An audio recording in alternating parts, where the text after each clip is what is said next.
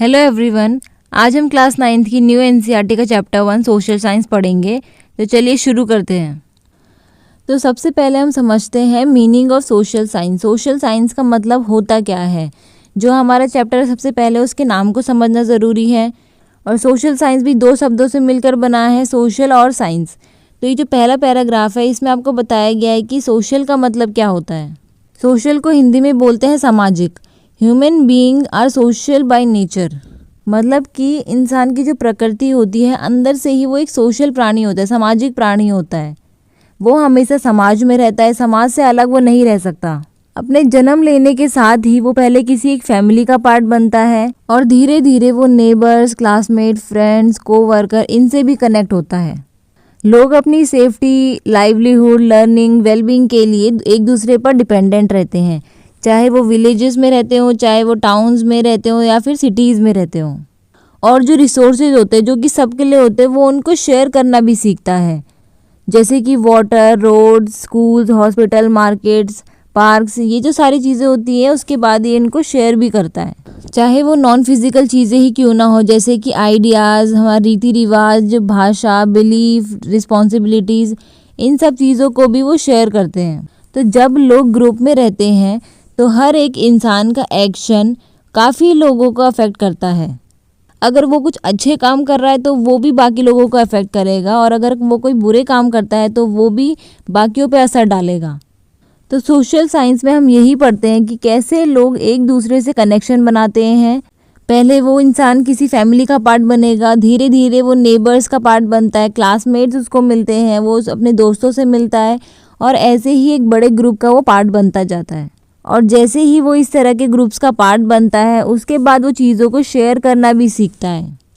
उसको पता होता है कि जो भी पब्लिक चीज़ें हैं उसके अकेले के लिए नहीं हैं, इसलिए लोग यहाँ पर चीज़ों को शेयर करते हैं, चाहे वो फिज़िकली हमको दिख रहा हो जैसे वाटर, रोड, स्कूल्स, या फिर कोई नॉन फिज़िकल चीज़ें हो जैसे कि लैंग्वेजेस, हमारे रीति रिवाज, हमारे आइडियाज़। तो सोशल का मतलब हमें पता चल गया। सोशल का मतलब होता है कनेक्शन बनाना और चीज़ों को शेयर करना, और सोशल साइंस में हम इन्हीं चीज़ों को पढ़ते हैं। इसके बाद हम देखते हैं कि सोशल साइंस का मतलब क्या होता है। सोशल साइंस में ये जो लोगों के द्वारा बनाई गई सोसाइटी है इसको स्टडी किया जाता है केयरफुल, ऑर्गेनाइज और सिस्टमेटिक तरीके से। ऐसा नहीं कि कुछ भी उठा के पढ़ लो, कहीं से पढ़ लो।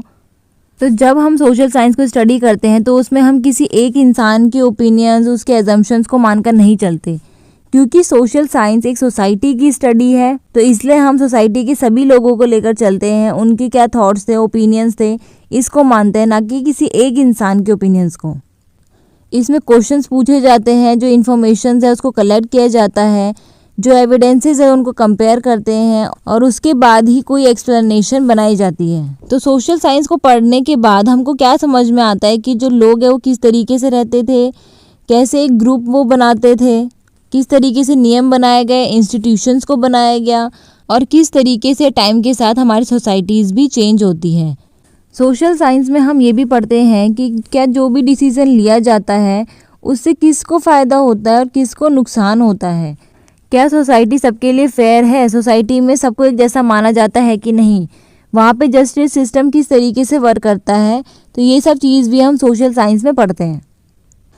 तो सोशल साइंस को अच्छी तरीके से समझने के लिए हम ह्यूमन लाइफ से जुड़े हुए दो चीज़ों को स्टडी करते हैं। पहला होता है पीपल एंड देयर रिलेशनशिप, और दूसरा है हमारा सिस्टम एंड इंस्टीट्यूशन। तो ये जो पहला है पीपल एंड देयर रिलेशनशिप, इसमें हम लोगों को और उसके द्वारा बनाए गए जो रिलेशनशिप होते हैं उसको स्टडी करते हैं। इसमें हम लोगों की जो फैमिलीज़ होती है उनको पढ़ते हैं, कम्युनिटीज़ को पढ़ते हैं, सोशल कस्टम्स, उनके धर्म को पढ़ते हैं और उनके कल्चर्स को पढ़ते हैं, रोल्स, रिस्पॉन्सिबिलिटी और पैटर्न ऑफ बिहेवियर को भी हम पढ़ते हैं। फॉर एग्जांपल हम इसमें ये देखते हैं कि जैसे एक फैमिली है वो किस तरीके से डिसीजन लेती है, किस तरीके से कम्युनिटीज़ में फेस्टिवल्स को सेलिब्रेट किया जाता है, किस तरीके से वो अलग अलग भाषाएँ बोलते हैं, और किस तरीके से जो समाज में बनाए गए रूल्स रेगुलेशंस होते हैं वो उनको इन्फ्लुएंस करते हैं।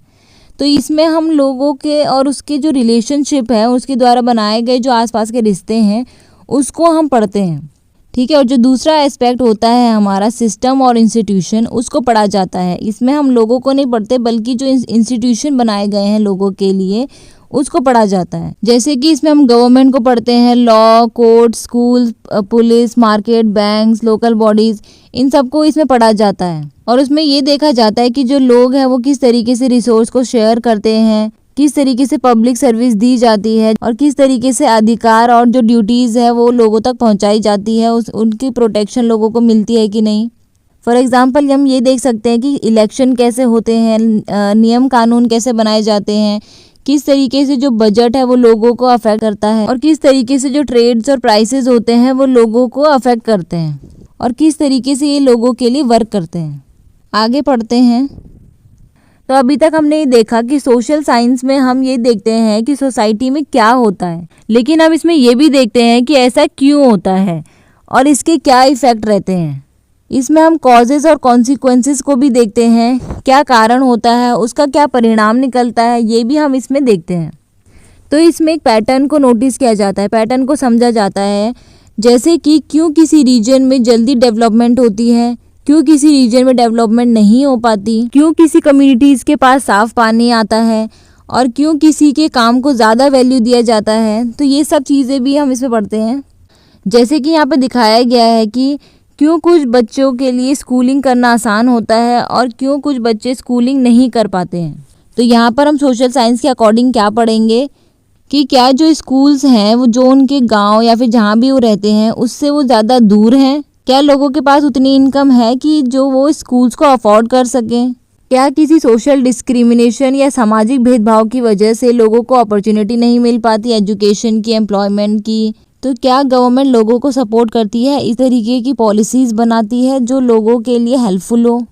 तो यहाँ पर किसी एक सिचुएशन के लिए अलग अलग एस्पेक्ट से देखा जाता है, जैसे ज्योग्राफी, इकोनॉमी, पॉलिटी, हिस्ट्री, इन सारी चीज़ों को मिलाकर ही कोई एक डिसीजन लिया जाता है। तो इससे हमें ये समझ में आता है कि किसी एक सिचुएशन के लिए एक से ज़्यादा कारण हो सकते हैं। एक ही टाइम पर ज्योग्राफी, इकोनॉमिकली, पॉलिटी, हिस्टोरिकल, ये सारे कारण हो सकते हैं। और सोसाइटी को अच्छी तरीके से समझने के लिए इन सारे कारणों का पता होना हमें ज़रूरी है।